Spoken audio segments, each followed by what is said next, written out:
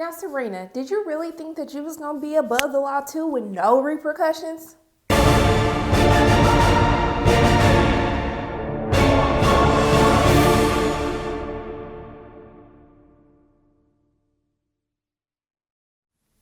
everyone, it's Sharonda from Pay or Wait, and today I'm going to be reviewing The Handmaid's Tale Season 2, Episode 8, Women's Work. And man, while this is a light episode, this is a very emotional episode, and we really examine like how, not only how women like the Marthas and the handmaids are to the men, the commanders of Gilead, but also how much the wives really have no power at all. And so the episode starts off with, we saw from last week that Serena enlisted June to use her editor skills to help her basically write memos as the commander, her husband, while he was in the hospital. And so we see that from them sharing this small taste of power that they received, that they've developed this weird sense of friendship. It was really odd watching them like be friends. I was like, okay, look at girlfriends Kiki. And she was like, you're a really good writer. And then she was like, you're a really good editor. Like, you know, I really want to help you. And I'm just like, girl, you know you're not going to help her, because how many times have you just done all this horrible stuff? You was just choking the girl while she was pregnant a couple of weeks ago, okay? But I was like, I'll just enjoy this little friendship for however long it lasts. And I was like, it's probably not going to last that long. And as we see, we were correct. So basically, the commander comes back, okay? So he comes back home, and then we see how June and Serena have to basically step back from the power that they received as writing memos to basically going back to their normal lives. And so we see that Serena's trying to make the most of it. She welcomes her husband when he comes home, and June just looks totally distraught because she's like, I gotta deal with this fool again. But we see that when she Serena ushers her husband into his study, that she tells him like, hey, I just want to let you know, I kind of got a first draft on a memo for you for when you have your trip to Canada, the trip that they keep talking about. And he was just like, okay, I'll take a look at it, all right. And he basically dismisses her and then basically tells her to like get the hell out of his study. He did it in a nice way. He was just like, come here, but you know, and then she kind of, you see all the joy and the happiness that she was feeling from actually having purpose and helping to shape Gilead into what her initial dream was. You see all of that fade away, and he kind of just ushers her back like, yeah, that was fine when you were helping me so I can maintain my strength as commander, but now that I'm back, I don't need you no more. And so we see that effect that it has on Serena, but she doesn't have time to focus on that for so long, because they realize that Angela, baby Angela, who they've been hinting towards the entire season so far, that something isn't right with Angela, and they rush her off to the hospital. And so we see that before the baby goes to the hospital, that the handmaids are shopping, and we see that from their little, I guess, like mini rebellion moment where they were talking to each other and telling them what their real names were, that they now have this sense of sisterhood. Like even when Janine and Alfred, when they're talking about which alien movie was better, you know, having casual conversation, you can even tell that everyone just feels so comfortable with each other. And it was really nice to see. It was nice to see that it wasn't just something that happened last week as a way of them taking back their old lives, but that they're continuing with this form of sisterhood. And so when we see that the ambulance goes by, you know, June tells Janine that, you know, it's baby Charlotte, because Janine calls her Charlotte, but she's really baby Angela in Gilead. So she tells her that the baby's sick, it's not looking too good, that the baby was rushed to the hospital. Janine starts freaking out, and she was just like, dude, like, chill out, like, calm down, the baby's gonna be okay, let's just pray about it. And then she was just like, I need to go see her. And then she was like, they're not gonna let you do that. And when Janine tells her, like, you sound just like them, June kind of like takes a step back, because it was almost as if, because June had all this power with Serena, that she almost felt like she was above the law and above her role as a handmaid. So I thought it was really great how Janine said that to her. So then June basically talks to Mrs. Waterford, and they're having a conversation, and she asks her like, hey, can Janine go see the baby? And I'm just like, June, did you not learn from the first time, like when you asked to go see your own child and now you ask for somebody else? I was just like, sometimes I feel like June is just like too privileged as a handmaid. Like she just feels like they're just gonna give her everything, or the world owes her everything. And it's like, it's just not like that. But Anywho, Mrs. Waterford basically tries to go talk to Angela's parents and basically tells them it might be good for the baby. And then she also comes up with a plan and she talks to her husband about one of the top prenatal surgeons. And he basically says, well, who is he? And I was like, that's so typical for us to say something like that. He get on my nerves. And then she's like, it's not a he, it's a she. She's a Martha. But, before Gilead, she was one of the top neonatal surgeons in the country. And so he's just like, no, like our doctors, basically our man doctors, are more than capable. They have all the tools that they need. Basically you just need to pray, and then what is meant to be will be. And it's keep reinserting the fact of how, like, in this society of Gilead that is basically controlled by men, that they just don't respect women at all. Women are not respected as more than a person to reproduce. Okay, reproduce and then make them feel loved and manly and whatever you want to call it. So basically Serena decides to take matters into her own hands.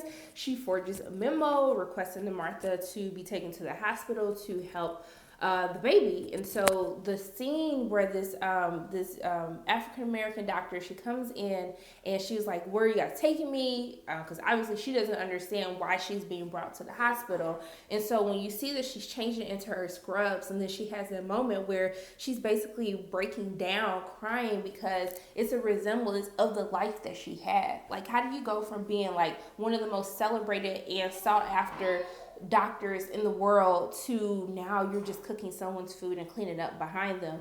And so to see that emotional breakdown that she has, and to see, like, not only from a handmaid's viewpoint, but even with the Marthas and the lives that they had before, just to see how people are dealing with this new society of Gilead in different ways. And to even have the doctor who's basically like, it's such an honor to meet you, like, you trained my mentor, and just seeing how that this woman is more capable than you. And in the same breath that you're trying to tell her like how you or like look up to her, you're still accepting the society that looks down upon her and puts her down in her place to where she can't even use her God-given talents. So just all of those things are just so present in this episode, which made it a little bit more enjoyable because it makes you feel like this is a real world and you're starting to learn what other people are going through outside of the main characters. And so basically she comes and, she does what she needs to do. And in the midst of all of that, June is trying to figure out how to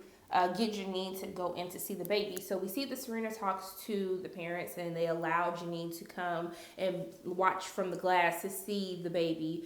And then we see that Lydia comes and she is just like, June, what are you doing? Like, Janine is already unstable. That she's having a hard time with this. She just came back from the colonies because this girl is just trying to kill herself over, the baby's father or whatnot. And so she was like, if anything happens to her, like, this is on you.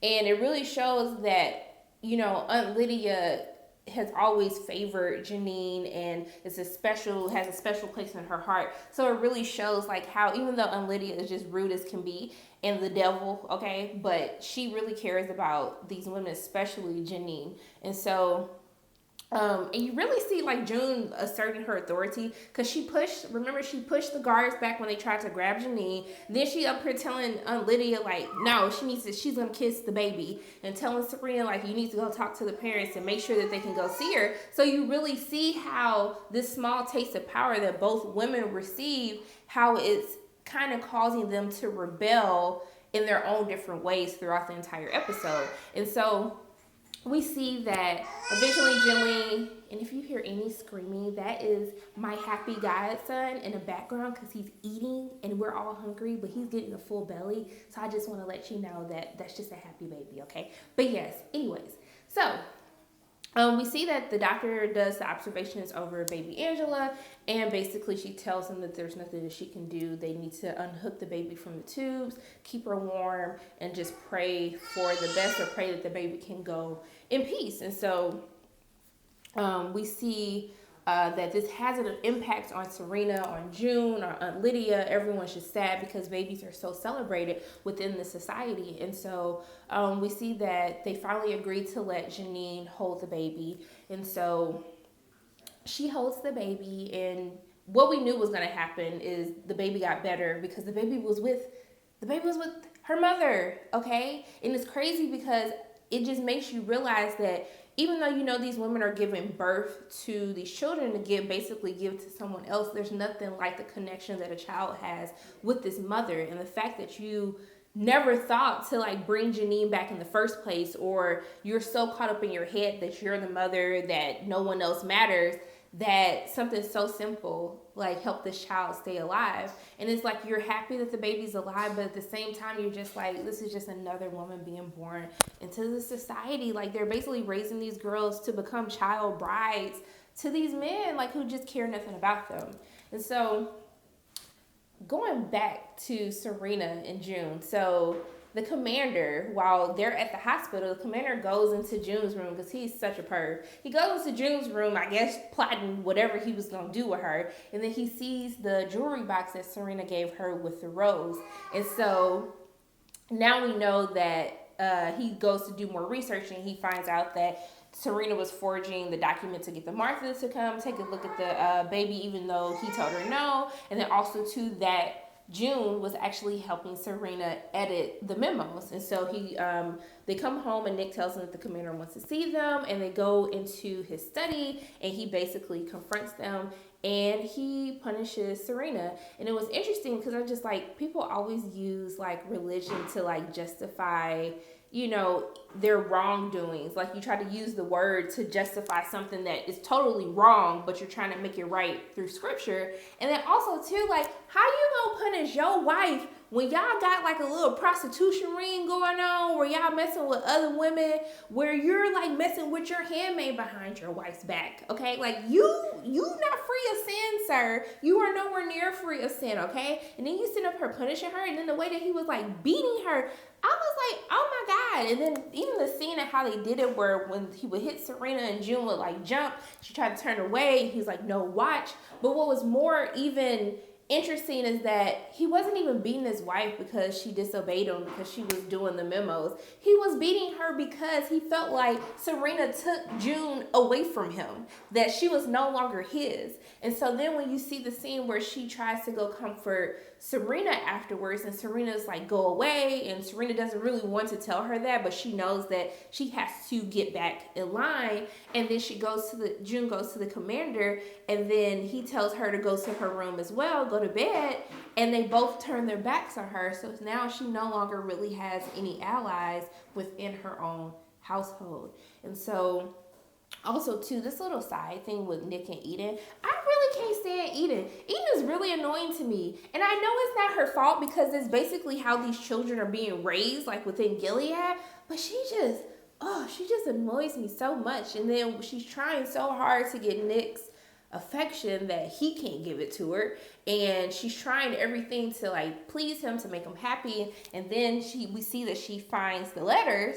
And so we like, did she read the letter? Like, what's going on? And then Nick kind of like scolds her, like, don't touch my things, like, don't go into my stuff anymore. And so I'm interested to see what they're going to do with Eden, because I know that Eden is going to lead to the downfall of somebody in this household. I just don't know who it is. I don't know if she's going to take the whole house down, or just take Nick down, or Nick, June, and Serena. I don't know, but there's more to Eden, okay? And then can we also like say a prayer for Emily, because she's really struggling with this still, because we see when they were shopping and she was just like, it's rape. This is not a blessing. Like, none of this is okay. I don't understand why y'all are living in this fairy tale land, but I'm not here for it. So I really hope that like, we just gonna pray for Emily, y'all.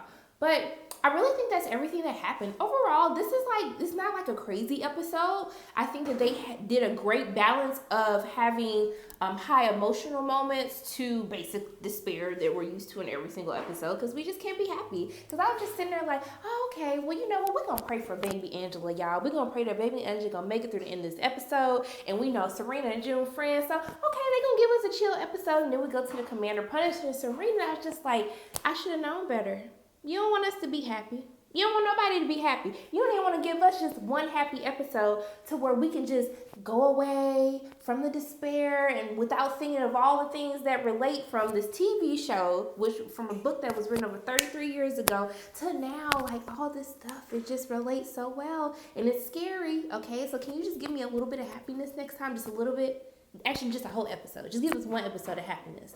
But that's all I have to say. Those are my thoughts on The Handmaid's Tale Season 2, Episode 8, Women's Work. As always, my name is Sharona from Pay or Wait. And if you like what you saw today, make sure you hit the like button, hit subscribe, share this video with your friends, and I will see you soon.